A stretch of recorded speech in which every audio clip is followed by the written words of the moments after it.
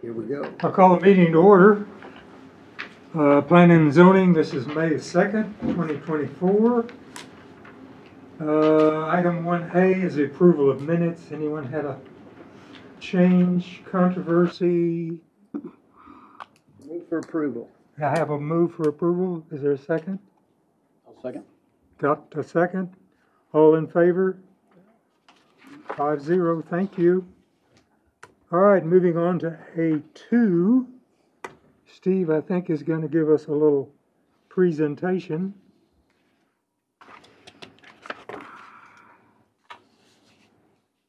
Yes, I will. Thank you. We're just having some technical things. There you go. We switched places today, so it's going to be kind of fun. So anyway, thank you all for coming today. Appreciate it. Our first item on the agenda is a preliminary plat for Windridge subdivision, a subdivision within the city of Kerrville, 48.98 acre tract of land situated in Samuel Wallace Survey number 114, abstract 348, Samuel Wallace Survey number 113, abstract 347, city of Kerrville, Kerr County, Texas, being a portion of that called tract 1, 184.304 acres as described in volume 1369, page 551. In the county official public records of Kerr County, and also being a portion of that called 711 acre tract of land as described in volume 71, page 573, in the deed of records, Kerr County, Texas. So as mentioned, this is a preliminary plat. Most folks are familiar with the Windridge subdivision. This will be the first phase of a currently a two-phase project. So the site is shown, PD highlighted in the black border. That is the first phase that we're talking about tonight. The second phase will be sometime in the future and will be the balance of the purple area. So this project is surrounded by ag to the north. The middle school is identified as PI to the south there, and then some future commercial identified as C3. So this is a copy of the preliminary plat that they're proposing. Staff has gone through. There are utilities shown on this plan that are conceptual. The applicant is currently working with staff through an adequate facilities plan that will more clearly identify the required utilities. Also through that process, they'll work with fire to more clearly identify any fire access issues, road alignments. So this is a general concept to fit within the footprint of what they're proposing. Along with this, staff has generated a number of conditions, none really having to do with the preliminary plat this evening other than the fact that they need to get through the adequate facilities plan, but that can be done and worked through during the civil plans. I can either read through the items or you can read through them, and if you have any questions, we can answer them, or whatever the pleasure of the commission might be. Chairman. Yes. This really doesn't, I don't believe, has anything to do with our approval or disapproval, but at some point, I would guess at permit or individual construction plans, I just don't see how they're going to deal with 60 feet of elevation loss in a 200-foot deep lot. But that, just a comment. No, it's a good question. So they're in this, the preliminary plat doesn't always look at the topography. It's kind of lines Understood. on paper. So it'll be through the development of the civil plans. They'll develop a very comprehensive grading plan, look at retaining walls, anything they need to do to make it work. So, Any other questions from board members? I just wanted to know I was paying attention. Sure. You convinced me. All right. Well, if that's the end of that item, we can move on to 3A.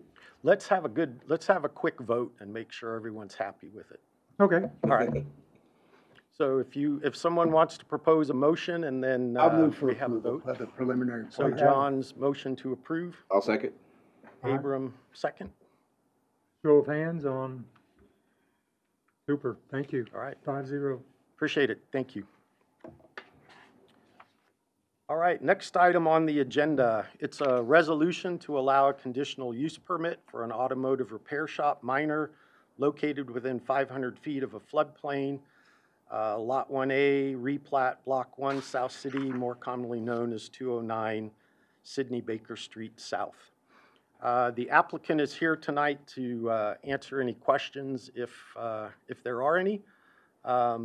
Just kind of a quick overview. This is a proposed Valvoline oil change facility. The purpose for the CUP is not to really talk about zoning, it's to talk about the proximity of the project in proximity to a floodplain. So code requires, without a CUP, you can go build within 500 feet because they're less than 500 feet, in this case 335 feet to the closest point. They're required to have a conditional use permit.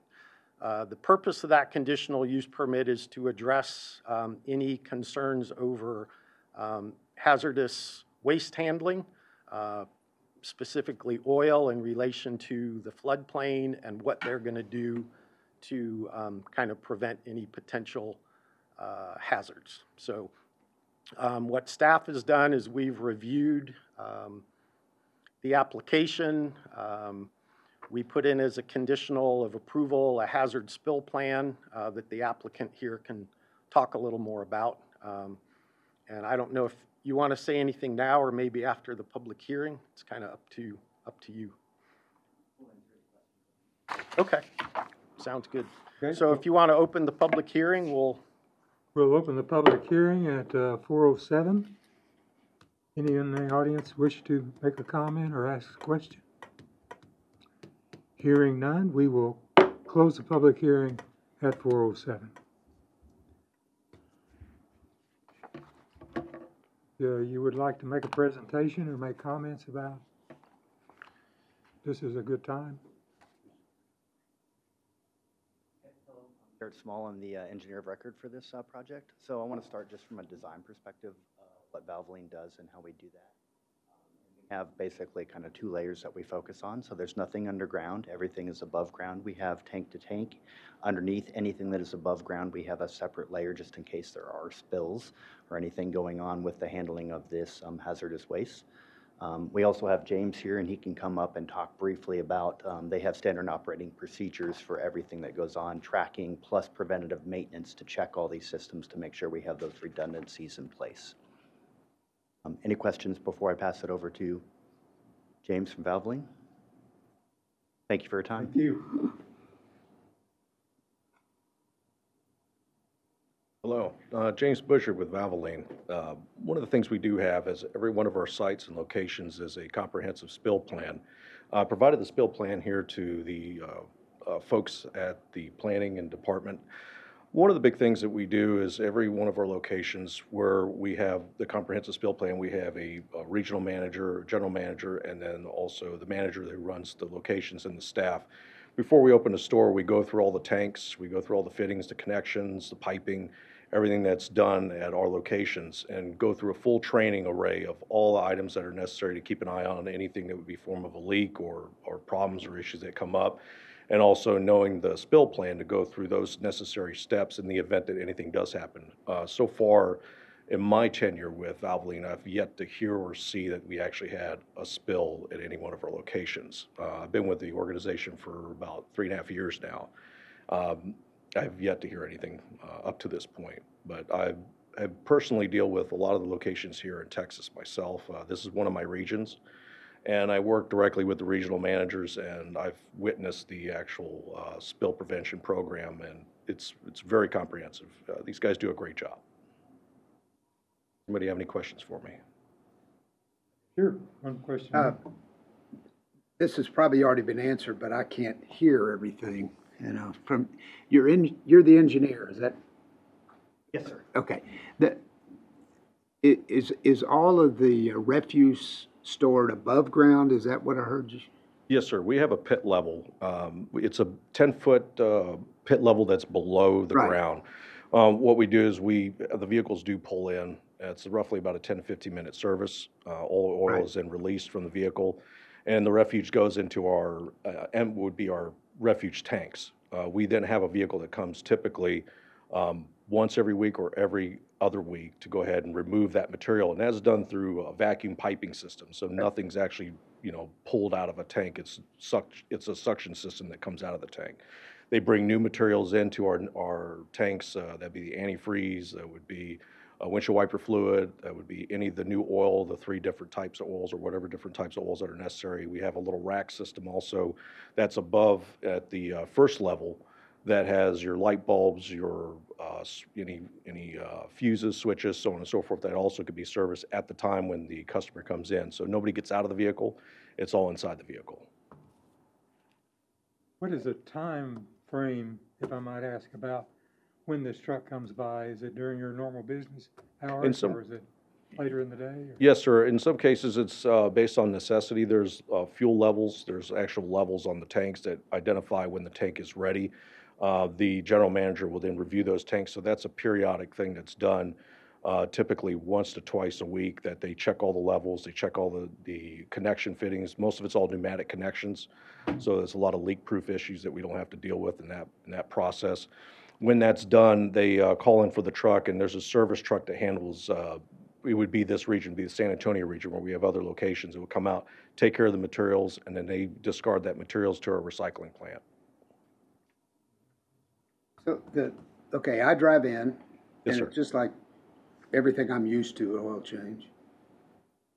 Somebody's down below, and when they drain the 12 quarts of oil out of my truck, it stays down there until the other truck comes by and takes it out at some level, or it gets pumped up to an above-ground storage. It's actually done through a suction stick. They stick that through the dipstick and they pull all that material out, and then they release the bottom half of the pan to allow any drippage to come out from that. All of it's actually removed directly from the top end of the vehicle. The drain pans and everything underneath are just to remove the filter, clean the filter, Right, put it, understand, install a but new where filter. is it for the week in between trucks? Down there or up above the ground? It's inside the tanks down below. Okay. Yeah, and there are, yes, sir. Any other questions? I have a question of staff. I No, got a lot of questions. go ahead. Yes, sir. The other oil change place that's up behind the car wash, Thompson, whatever it is, I won't say other names Oh, yeah. over here, but that's within 500 feet, not just of the floodplain, but of the river. So what, did it go through? Yes, so there are some facilities in town that have been there for an extended time before these regulations came into play. So they are what we call grandfathered in. They would be non-conforming. So as long as they continue that use, they will continue to operate the way they do. If they were ever to change use, anyone coming back to do that business again would have to go through the same process. So these guys are just unlucky, they have to They do more. came at a really bad time. Yes, sir. Perfect timing. This is at the old Denny's location? Yes, sir. Luckily for us, we got a great plan that we have put together to handle these type of situations or issues that come up.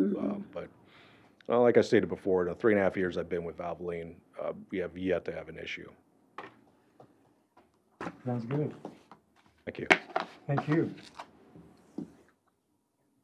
Well, any comments or motions?